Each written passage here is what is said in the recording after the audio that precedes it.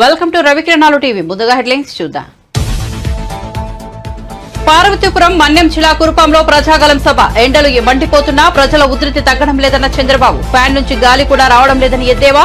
జగన్ ఉత్తుత్తి బటన్లు నొక్కి ప్రజలను మోసం చేస్తున్నారని విమర్శలు.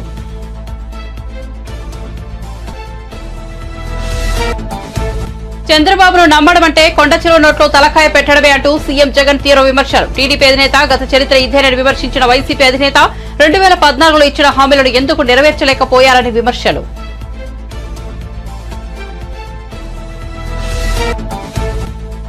దేవుడు గుడిలో ఉండాలి, భక్తి గుండెల్లో ఉండాలన్న రేవంత్ రెడ్డి. రాముడు, హనుమాన్ జయంతి, బతుకమ్మ ఎన్నికల సమయంలోనే బీజేపీకి గుర్తుకు వస్తాయని విమర్శ. మోదీ 10 ఏళ్ల పాలనలో ఇచ్చింది గాడిద గుడ్డు అన్న రేవంత్ రెడ్డి.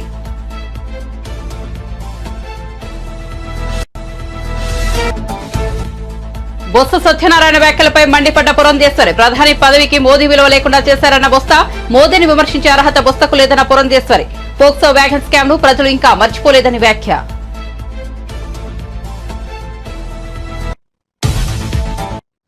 ఇక వార్త వివరాల్లోకి వెళ్తే టీడీపీ అధినేత చంద్రబాబు పార్వతీపురం మన్యం జిల్లా కురుపాం నియోజకవర్గంలో ఏర్పాటు చేసిన ప్రజాగలం బహిరంగ సభకు హాజరయ్యారు. ఈ సందర్భంగా ఆయన ప్రసంగిస్తూ కురుపాం సభకు హాజరైన ప్రజానీకాన్ని చూస్తుంటే గెలుపు ఖాయంగా అనిపిస్తోందని పేర్కొన్నారు. కురుపాం అసెంబ్లీ స్థానం నుంచి టీడీపీ అభ్యర్థిగా తోయక జగదీశ్వరి పోటీ చేస్తున్నారని, ఆమె ఆదివాసీ బిడ్డ అని వెల్లడించారు. మీ ఇంటిలో ఒక బిడ్డ ఎమ్మెల్యేగా పోటీ చేస్తోందని, జగదీశ్వరిని ఆదరించాలని పిలుపునిచ్చారు. ఎంపీగా బీజేపీ అభ్యర్థి గీత పోటీ చేస్తున్నారని, కమలం పువ్వుపై ఓటేసి ఆమెను గెలిపించాలని అన్నారు. గిరిజన మహిళను రాష్ట్రపతిగా చేసిన పార్టీ బీజేపీ అని కొనియాడారు. ఎండలు మండిపోతున్నా ప్రజల ఉధృతి తగ్గడం లేదని, ఈ దెబ్బకు ఫ్యాన్ ముక్కలైపోవడం ఖాయమని, ఫ్యాన్ నుంచి గాలి కూడా రావడం లేదని, ఎన్నికలయ్యాక చెత్తబుట్టిలో పడేయాలని పేర్కొన్నారు. వచ్చినప్పుడు కురుపాం అదిరిపోయింది, దద్దరిల్లింది, గెలుపు మనదే అని చాటి చెప్పింది. అవునా కాదా తమ్ముళ్ళు అడుగుతున్నా. ముందుగా ఇక్కడ ఎమ్మెల్యేగా పోటీ చేస్తున్నటువంటి తోయక జగదీశ్వరి గారు ఒక మామూలు గిరిజన బిడ్డ, ఆదివాసి బిడ్డ, మీ బిడ్డ. తెలుగుదేశం పార్టీ ఇన్ఛార్జిగా పెట్టి ఈరోజు మామూలు వ్యక్తికి ఎమ్మెల్యే సీట్ ఇచ్చామంటే అది తెలుగుదేశం పార్టీ. అందుకే మిమ్మల్ని కోరుతున్నాం, మీ ఇంటిలో ఒక బిడ్డ, మీ బిడ్డ ఎమ్మెల్యేగా పోటీ చేసినప్పుడు ఆదరిస్తారా లేదా తమ్ముళ్ళు అని మిమ్మల్ని అడుగుతున్నా. మైక్ సౌండ్ పెంచు. అదే మరిగా గీత గారు ఎంపీగా పోటీ చేస్తున్నారు. అనుభవం ఉన్న వ్యక్తి, ఇప్పటికే ఒకసారి ఎంపీగా పనిచేశారు. నేను ఒకటే మిమ్మల్ని కోరుతున్నా, ఇప్పుడు కూటమి అభ్యర్థి, బీజేపీ అభ్యర్థి గీత గారు. గీత గారి సింబల్ కూడా కమలం పువ్వు.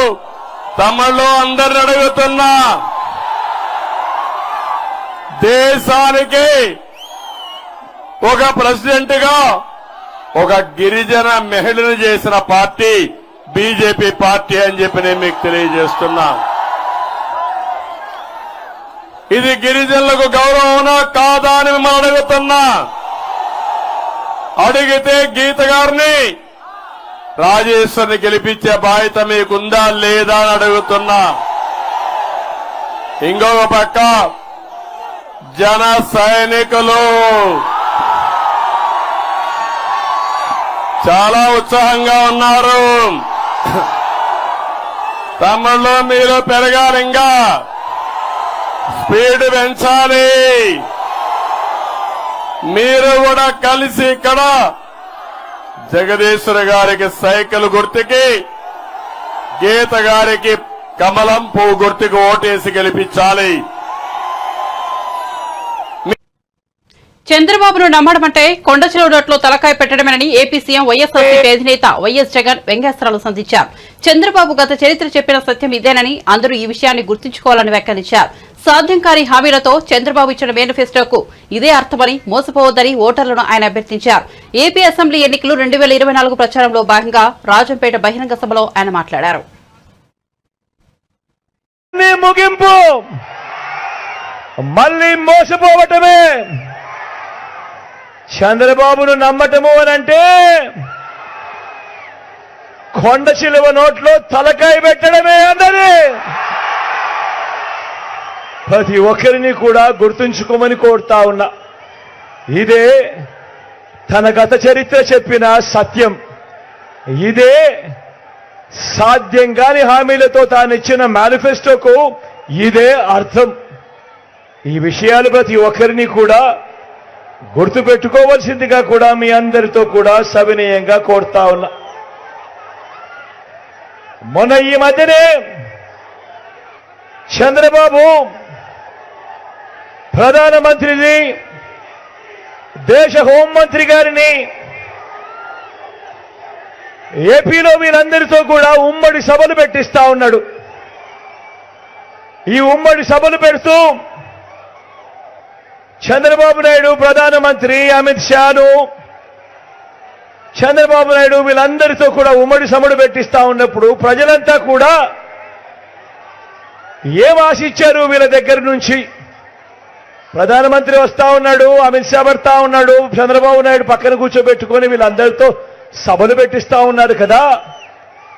మరి వీరందరి దగ్గర నుంచి ప్రజలందరూ ఏం ఆశించారు? ప్రజలందరూ కూడా 10 ఏళ్ల క్రితమే మనకు రావాల్సిన ప్రత్యేక హోదా కనీసం ఇప్పటికైనా కూడా వీళ్ళు ఇస్తారేమో, ఈ మాట వాళ్ళ నోట్లో నుంచి వస్తుందేమో అని ప్రజలందరూ ఎంతో ఆశగా ఎదురు చూశారు. కానీ ఈ ప్రకటన చేస్తారేమో అని చెప్పి ఎదురు చూసిన ప్రజలు నిరాశ మిగిలింది. ప్రజలకు, రాష్ట్ర ప్రజలకు కావాల్సిన ఒక్క మాట కూడా మాట్లాడకుండా చంద్రబాబు నాయుడికి ఏం కావాలి, దత్తపుత్రుడికి ఏం కావాలి, వదినమ్మకి ఏం కావాలి, దుష్ట చతుష్టయానికి ఏం కావాలి అని వీళ్లకు సంబంధించిన మాటలు మాత్రమే మాట్లాడి మన మీద 4 రాళ్లు వేసి మొన్నటిదాకా ఇదే చంద్రబాబును, అదే మోడీ గారు ఇంతటి అవినీతి పరుడు దేశ చరిత్రలో ఎవడు ఉండడు అని చెప్పిన అదే నోటితోనే దేవుడు గుడిలో ఉండాలి, భక్తి గుండెల్లో ఉండాలి. పోలింగ్ బూత్ లో ఓట్ల కోసం అడుక్కునే బిచ్చగలలాగా రాముడినో హనుమంతుడినో వాడుకున్నారంటే మిమ్మల్ని ఆ దేవుడు కూడా క్షమించడని చెప్పి బీజేపీ వాళ్ళని చెబుతున్నా అని తెలంగాణ ముఖ్యమంత్రి రేవంత్ రెడ్డి అన్నారు. నర్సాపూర్ కాంగ్రెస్ ప్రచార సభలో ఆయన మాట్లాడుతూ ప్రధాని మోదీ రాజ్యాంగాన్ని మార్చాలని, రిజర్వేషన్లు రద్దు చేయాలని కుట్రలు చేస్తున్నారని ఆరోపించారు. ఎన్నికలు వచ్చినప్పుడల్లా బీజేపీకి రాముడు, హనుమాన్ జయంతి, బతుకమ్మ, బోనాల పండుగలు గుర్తుకొస్తాయని ఎద్దేవా చేశారు. మన తాతలు, తండ్రులు ఈ పండుగలు చేయలేదా అని ప్రశ్నించారు. కేసీఆర్ వయసు మీద పడిందని, ఇప్పటికైనా ఆయన బుద్ధి తెచ్చుకోవాలన్నారు. ప్రజలు ఆయనను బండకేసి కొట్టారని తిరస్కరించారని, ఈ ఎన్నికల్లో బీఆర్ఎస్ అభ్యర్థులకు డిపాజిట్ కూడా రాదన్నారు. మెదక్ నుంచి నీలబదును గెలిపించాలని విజ్ఞప్తి చేశారు.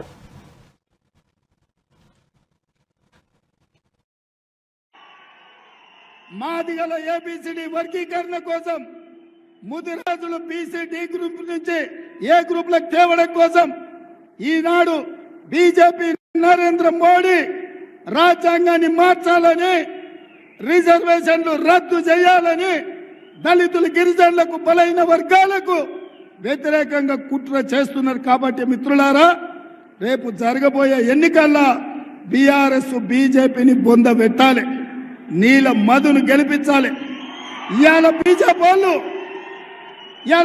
వాళ్ళు అంటున్నారు ఎన్నికలు వచ్చినప్పుడల్లా వాళ్ళకి రాముడు గుర్తొస్తాడు, హనుమాన్ జయంతి గుర్తొస్తుంది, లేకపోతే బతుకమ్మ, బోనాల పండుగలు గుర్తొస్తాయి ఇంకొకరికి. నేను అడుగుతున్న మా మిత్రుల్ని, మన తండ్రులు, తాతలు, మన ముత్తాతలు శ్రీరామనవమి చేయలేదా? హనుమాన్ జయంతిలు చేయలేదా? ఇవాళ బీజేపీ వచ్చి మనకు కొత్తగా సాంప్రదాయాలు నేర్పుతున్నాడు. అందుకే బీజేపీ నాయకులకు నరేంద్ర మోడీ, అమిత్ షాకు నేను చెప్పిన సూటిగా, దేవుడు గుడిలో ఉండాలి, భక్తి గుండెల్లో ఉండాలి. దేవుడు గుడిలో ఉండాలి, భక్తి గుండెల్లో ఉండాలి.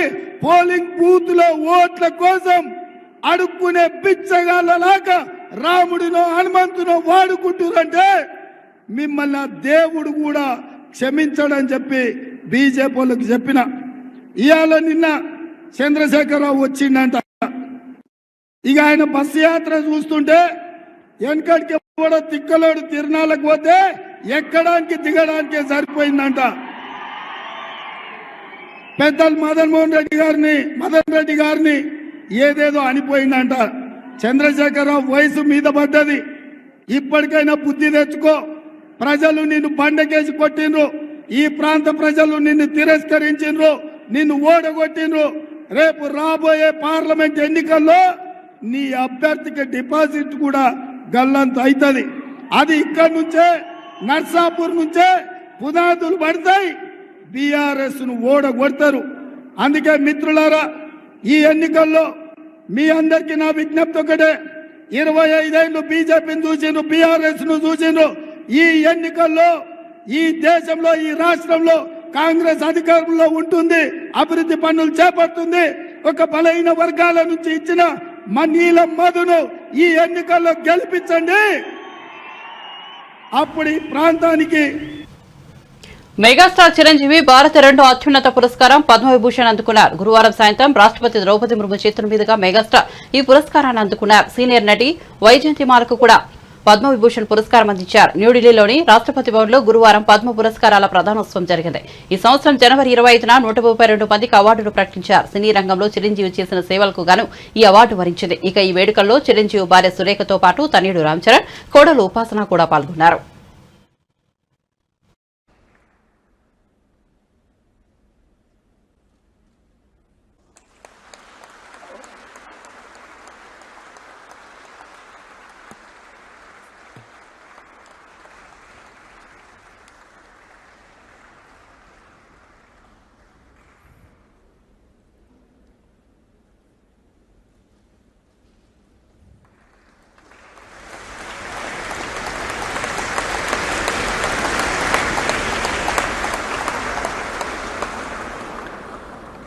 पद्म भूषण जस्टिस सुश्री एम फातिमा बीवी मरणोपरांत लोक कार्य उनकी बहन.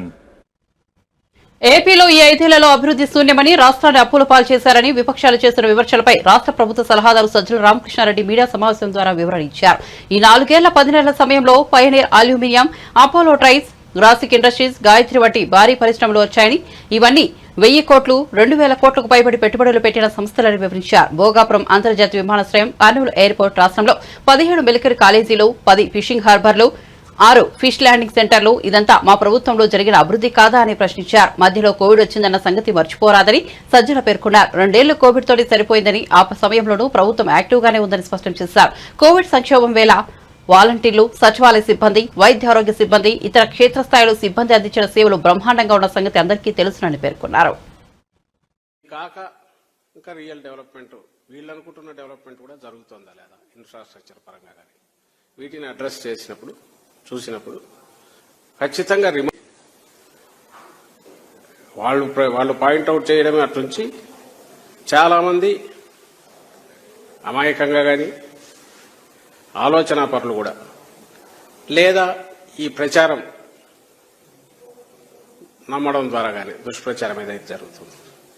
రాష్ట్రంలో అభివృద్ధి అనేది లేనే లేదు. ఎలాంటి అభివృద్ధి లేకుండా కేవలం సంక్షేమం మీదే జగన్మోహన్ రెడ్డి గారు దృష్టి పెట్టినందువల్ల రాష్ట్రం నడక కుంటుబడింది అని కూడా భావించే వాళ్ళు కూడా ఉన్నారు. అలాంటి వాళ్ళందరికీ చెప్తూనే ఉన్నా, ఎన్నిసార్లు చెప్పినా, ఎక్స్ప్లెయిన్ చేసినా, చూపించినా, ఈవెన్ బయట నుంచి వచ్చిన మీడియా వాళ్ళు కానీ వాళ్ళు కూడా అదే దృష్టితో అడుగుతుంటారు. మా పార్టీ వాళ్ళు కానీ మేము కానీ చెప్తూనే ఉన్నాం, ఇప్పుడు జరుగుతున్నది డెవలప్మెంట్ కాకుండా ఎట్లా పోతుందని. దాని మీద అయినా సరే ఆ వర్షన్ సరిగా ఇది లేకపోవడము, లేక అప్పటికే ఒక ఒపీనియన్ వచ్చినందువలన దాని గురించి పూర్తిగా అవగాహన లేమి కనపడుతుంది. ఇప్పుడు రాష్ట్రంలో కొన్ని సెక్షన్స్లో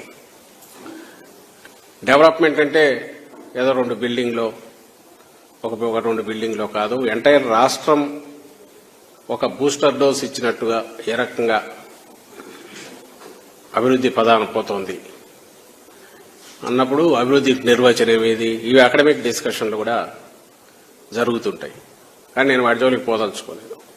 మన జీవితాల్లో మార్పు వచ్చిందా లేదా, ఆ మార్పు మన కాళ్ల మీద మనం నిలబడేట్టు చేస్తుందా లేదా, ఇది కాక ఇంకా రియల్ డెవలప్మెంట్, వీళ్ళు అనుకుంటున్న డెవలప్మెంట్ కూడా జరుగుతుందా లేదా ఇన్ఫ్రాస్ట్రక్చర్ పరంగా కానీ, వీటిని అడ్రస్ చేసినప్పుడు చూసినప్పుడు ఖచ్చితంగా రిమార్కబుల్ పాజిటివ్ చేంజ్ అనేది అందరికీ కనపడుతోంది. దాంట్లో ఎక్స్పీరియన్స్ కూడా అవుతున్నాం. అయితే అది డెవలప్మెంట్ అనడానికి మనం ఇలాంటి వాళ్లకు సంశయాత్మక వీళ్లకు అంత ఇష్టపడట్లేదేమో అని అనిపిస్తుంది. అందుకోసమే దాని గురించి ఇంకోసారి చెప్దామని అనుకున్నాం. మనం 19లో అధికారంలోకి రాగానే జగన్మోహన్ రెడ్డి గారు తీసుకొచ్చిన ఓ పెద్ద విప్లవాత్మకమైన చేంజ్ ఏదైతే ఉందో, మనకు విలేజ్ సెక్రటేరియట్స్, వార్డ్ సెక్రటేరియట్స్ తీసుకురావడం, కానీ డెలివరీ మెకానిజం కింది వరకు తీసుకెళ్లాం. అంటే గవర్నమెంట్ను డోర్ స్టెప్స్ దగ్గరికి తీసుకెళ్లాం.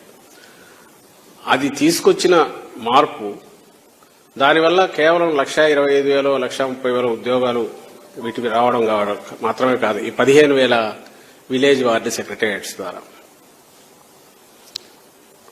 తద్వారా ఏమైందంటే ఎంటైర్ గవర్నమెంట్ సర్వీసెస్ అన్ని కిందికి వెళ్లడమే కాకుండా, గవర్నమెంట్ ప్రభుత్వం చేస్తున్న ప్రతి రూపాయి కూడా అకౌంటబిలిటీ రావడము, ఏం జరుగుతుందో తెలియడం, అది దాని ద్వారా డెవలప్మెంట్ వరకు ఎంత జరుగుతుందో కూడా తెలియడం, ఇవి కూడా జరుగుతున్నాయి.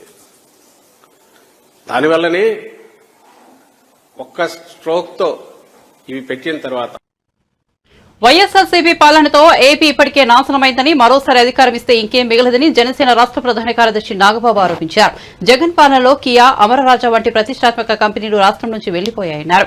ప్రజలను భయభ్రాంతులకు గురిచేస్తున్న వైఎస్ఆర్సీపీకు ఎన్నికల్లో ప్రజలు గుణపాఠం చెప్పాలని నాగబాబు పిలుపునిచ్చారు. నీతి నిజాయితీ ఉన్న పవన్ కళ్యాణ్, పరిపాలనా దక్షత ఉన్న చంద్రబాబు, దేశాన్ని ముందుకు నడిపిస్తున్న మోదీకి మద్దతు ఇవ్వాలని నాగబాబు కోరారు.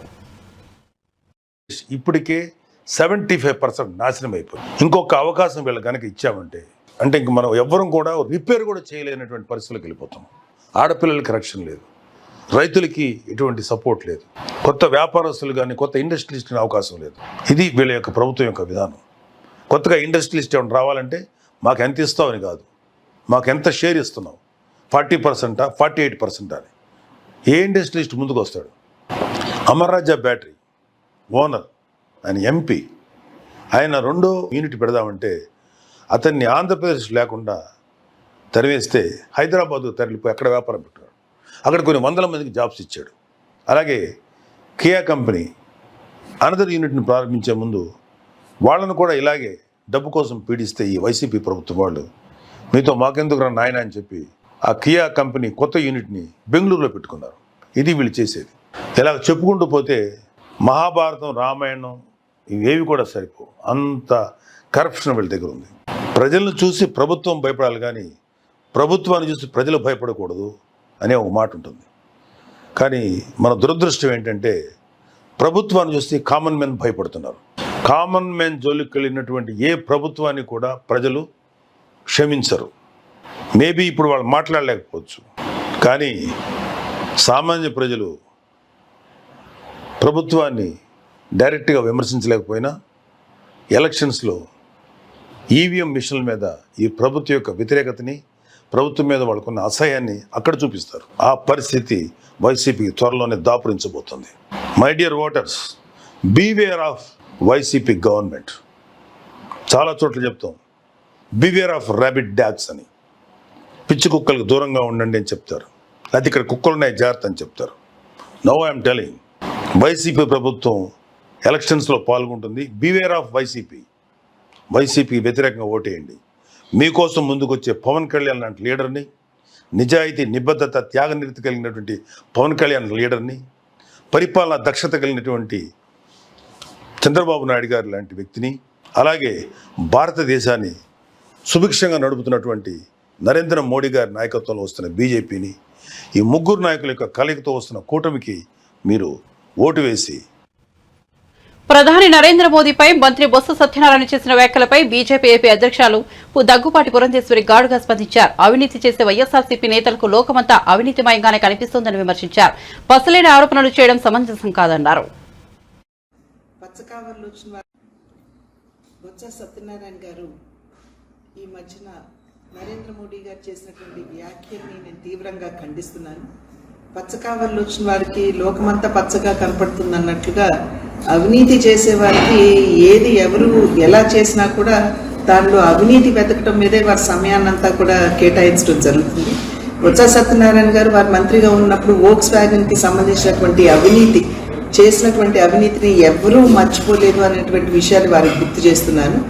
2019 సంవత్సరం నుండి నేటి వరకు కూడా కేంద్రం పెద్ద ఎత్తున నిధులు రాష్ట్రానికి అందించిన ఆ నిధుల్ని సద్వినియోగం చేసుకోకుండా ప్రజల్ని మోసం చేస్తూ మభ్యపెడుతూ మరి అధికారంలో ఉన్నటువంటి నేతలు ఏ మేరకు అవినీతి చేశారు ప్రజలందరూ కూడా గమనిస్తున్నారు, అర్థం చేసుకుంటున్నారు.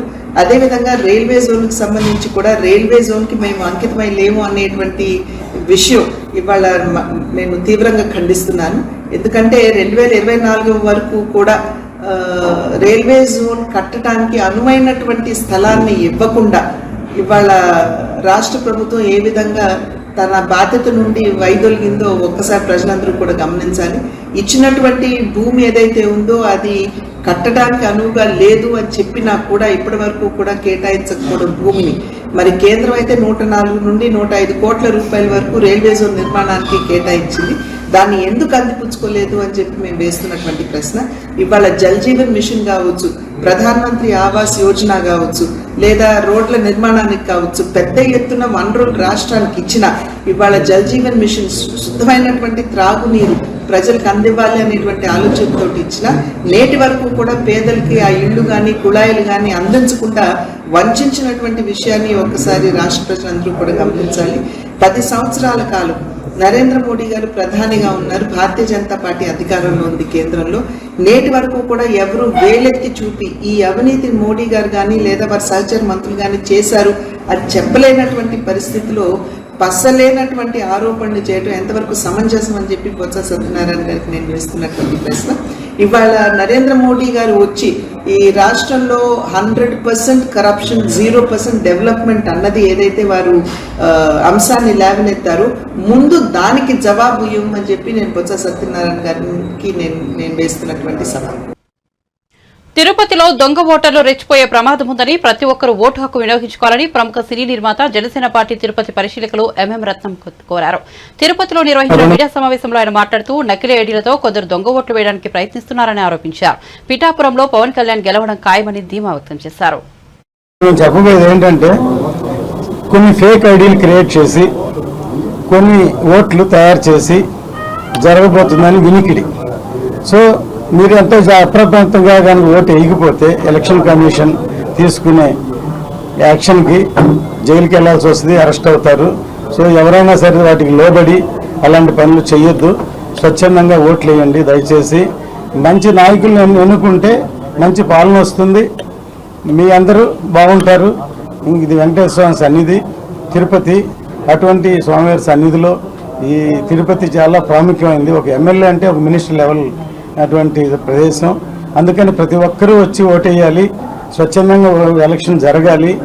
ఎవరు ఎటువంటికి లోన్ అవ్వకుండా ఫేక్ ఐడీలు పెట్టి చాలామంది ఎలాగ ఎలక్షన్ జరపాలని ప్రయత్నిస్తున్నారని మాకు విషయం తెలిసింది. జాగ్రత్తగా ఉండండి, లేకపోతే మీరు యాక్షన్ గురి అవుతారు. ఆల్రెడీ పిఠాపురం ప్రజలు వన్ సైడ్ వార్ లాగా అయిపోయింది అక్కడ. అందుకనే చాలామందిని అక్కడ ఇన్పుట్ చేశారు. చాలామంది అక్కడ వెళ్ళి కళ్యాణ్ గారిని ఓడించాలని ఇంటికి ₹1,00,000 ఇస్తాం, మీరు ఎవరు వెళ్ళి ఓటు వేయొద్దు అంటున్నారు. ఇది కొత్త ఫార్ములా. డబ్బులు ఇచ్చి ఓటు వేయమంటారు, డబ్బులు ఇచ్చి ఓటు వేయకుండా ఆపడానికి కూడా ప్రయత్నిస్తున్నారు. ఆ భయం వచ్చింది కాబట్టి ఇంకా ఎంత పెద్ద మీటింగ్ పెట్టినా ఏం జరగదు. కళ్యాణ్ గారు అతిపెద్ద మెజార్టీతో గెలబోతున్నారు. సార్, ఇండస్ట్రీ వేరు, రాజకీయం వేరు. అభిమానం ఉండొచ్చు, ఎవరికైతే అభిమానం ఉందో వాళ్ళు వచ్చి ఇప్పుడు చూస్తున్నారు మీడియాలో చాలామంది కళ్యాణ్ గారు రావాలని కోరుకుంటున్నారు. ఎప్పుడైనా సరే మంచి పరిపాలన రావాలి. వస్తే ఇంతవరకు ఎవరి ప్రభుత్వం వచ్చినా సినిమా ఇండస్ట్రీకి సంబంధించి అందరినీ పిలిచి అందరికీ రాయితీలు ఇవ్వడం, మంచి చేయడం, అవార్డ్స్ ఇవ్వడం చేసేవాళ్ళు. కానీ ఈ సీఎం వచ్చిన తర్వాత అసలు ఉన్నవి తీసేసి తక్కువ వాళ్ళకి కళ్యాణ్ గారు పాలిటిక్స్లో ఉన్నారని 10 రూపాయలకి టికెట్ అమ్మాలి, 20 రూపాయలకి టికెట్ అమ్మాలి, 10 రూపాయలకి మేము టిప్స్ కూడా ఇవ్వం కదా. ఇన్ని కోట్లు పెట్టి సినిమా తీస్తే అలా చూపించాలంటే ఆయనే డబ్బులు పెట్టి సినిమా తీసి ఫ్రీగా చూపించవచ్చు. ఫ్రీగా టికెట్ అన్నా కూడా టైం వేస్ట్ చేసి జనం థియేటర్కి రారు. సినిమా బాగుంటేనే ఎంటర్టైన్మెంట్ వస్తారు. సో అలాంటి ఇండస్ట్రీని తొక్కాలని ప్రయత్నిస్తే అది ఎవరు సినిమా ఇండస్ట్రీ హర్షించరు. క్యాడర్ బలంగా ఉన్నది, అందరూ ఒకటిగా సమిష్టిగా ఫైట్ చేస్తున్నారు కాబట్టి ఇప్పుడు ఎవరి దగ్గర పంచుకుని వాళ్ళ ప్రకారం వర్క్ చేస్తున్నారు. క్రమంగా జనసేన క్యాడర్ 10 ఏళ్లుగా ఎంపీగా ఉన్న అవినాష్ రెడ్డి కడపకు ఏం చేశారని ఏపీ కాంగ్రెస్ అధ్యక్షులు వైఎస్ షర్మిల ప్రశ్నించారు. పులివెందుల నియోజకవర్గంలో ఆమె ఎన్నికల ప్రచారం నిర్వహించారు. ఈ సందర్భంగా ఆమె మాట్లాడుతూ కడప స్టీల్ ప్లాంట్ కోసం అవినాష్ రెడ్డి ఒక్క పోరాటమైనా చేశారా? ఆయన కేసుల కోసమే ఢిల్లీకి వెళ్తున్నారు తప్ప ప్రజల కోసం కాదన్నారు. వివేక హత్య కేసులో అవినాష్ రెడ్డిని సీబీఐ నిందితుడిగా చేర్చిందని, అవినాష్ రెడ్డిని జగన్మోహన్ రెడ్డి కాపాడుతున్నారని షర్మిల పేర్కొన్నారు. రెడ్డి గారు ఇప్పుడు కొత్తగా ఎంపీ కాదు, 10 సంవత్సరాలుగా ఎంపీగా ఉన్నాడు. మరి 10 సంవత్సరాలుగా ఎంపీగా ఉండి అవినాష్ రెడ్డి గారు కనీసం కడప స్టీల్ ఫ్యాక్టరీ కోసమైనా ఒక్క పోరాటమైనా చేశాడా? కడప స్టీల్ ఫ్యాక్టరీ అన్నది రాజశేఖర రెడ్డి గారి కళ. పార్లమెంటుకు పోతున్నారు, వస్తున్నారు, ఢిల్లీకి పోతున్నారు, వస్తున్నారు. కానీ అవినాష్ రెడ్డి గారు 10 సంవత్సరాలలో ఒక్కసారైనా కడప స్టీల్ కోసం కొట్లాడారా? అక్కడ ఒక ధర్నా చేశారా? ఏదైనా సాధించుకొచ్చారా? ఢిల్లీకి వెళ్ళినప్పుడల్లా సిబిఐ కోసం ఆయనను కాపాడు కోసం వెళ్తున్నారు తప్పితే కడప స్టీల్ ఫ్యాక్టరీ కోసమో ఓట్లేసిన మీకు మళ్ళీ ఏదైనా చెయ్యాలి అన్న తపన మాకైతే కనిపించలేదు. కాబట్టి ఈరోజు రాజశేఖర రెడ్డి బిడ్డ ధైర్యంగా నిలబడింది. నేనైతే మేలు చేయగలను అన్న నమ్మకం నాకుంది. పైగా అవినాష్ రెడ్డి గారు వివేకానంద రెడ్డి గారి హత్య చేసిన కేసులో సిబిఐ నిందితుడిగా, అక్యూజ్డ్గా చేర్చిన వ్యక్తి అవినాష్ రెడ్డి గారు. హత్య చేయించిన వారిలో అవినాష్ రెడ్డి గారు ఉన్నారు అని సిబిఐ ఆరోపణ చేస్తుంది. మరి 5 సంవత్సరాలైంది వివేకానంద రెడ్డి గారు చనిపోయి, హత్య చేయబడి, గొడ్డలితో 7 సార్లు నరికి వివేకానంద రెడ్డి గారిని హత్య చేయడం జరిగింది. 5 సంవత్సరాలైంది. ఈ రోజు వరకు కూడా వివేకానంద రెడ్డి గారి హత్య కేసులో న్యాయం జరగలేదు. సునీతారెడ్డి వివేకానంద రెడ్డి గారి బిడ్డ. తిరగని కోర్టు లేదు, ఎక్కని మెట్టు లేదు, తట్టని తలుపు లేదు న్యాయం కోసం. 5 సంవత్సరాలుగా పోరాటం చేస్తున్నా కూడా ఈ రోజు వరకు న్యాయం జరగలేదు. ఎందుకంటే సాక్షాత్తు జగన్మోహన్ రెడ్డి గారు ముఖ్యమంత్రి హోదాలో ఉండి అవినాష్ రెడ్డి గారు చేయించారు అని సిబిఐ చెప్తున్న అవినాష్ రెడ్డి గారిని కాపాడుకుంటూ వచ్చాడు జగన్మోహన్ రెడ్డి గారు. 5 సంవత్సరాలు కాపాడటమే కాకుండా ఇప్పుడు మళ్ళీ అవినాష్ రెడ్డికి టికెట్ ఇవ్వడం జరిగింది జగన్మోహన్ రెడ్డి గారు. అంటే జగన్మోహన్ రెడ్డి గారు చెప్పదలుచుకున్నది, ఇలా హత్య చేయించిన వాళ్ళే మళ్ళీ అధికారంలోకి రావాలి, అధికారం వాడుకొని తప్పించుకొని తిరగాలి, ఇలాంటి వాళ్ళే మళ్ళీ చట్టసభలకు వెళ్లాలి అని. బులెటిన్ ముగించే ముందు హెడ్లైన్స్ మరోసారి చూద్దాం. పార్తీపురం మన్యం జిల్లా కురుపాంలో ప్రజాకలం సభ. ఎండలు మండిపోతున్నా ప్రజల ఉధృతి తగ్గడం లేదన్న చంద్రబాబు. ఫ్యాన్ నుంచి గాలి కూడా రావడం లేదని ఎద్దేవా. జగన్ ఉత్తుత్తి బట్టల్లోకి ప్రజలను మోసం చేస్తున్నారని విమర్శలు.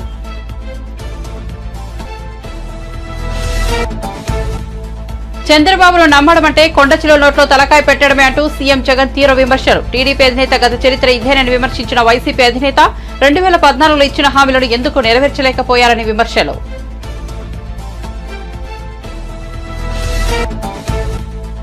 దేవుడు గుడిలో ఉండాలి, భక్తి గుండెల్లో ఉండాలన్న రేవంత్ రెడ్డి. రాముడు, హనుమాన్ జయంతి, బతుకమ్మ ఎన్నికల సమయంలోనే బీజేపీకి గుర్తుకు వస్తాయని విమర్శ. మోదీ 10 ఏళ్ల పాలనలో ఇచ్చింది గాడిద గుడ్డు అన్న రేవంత్ రెడ్డి.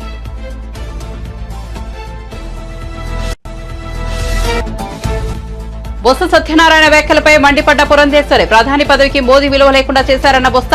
మోదీని విమర్శించే అర్హత బొత్సకు లేదన్న పురంధేశ్వరి. ఫోక్స్ వ్యాగన్ స్కామ్ ను ప్రజలు ఇంకా మర్చిపోలేదని వ్యాఖ్య.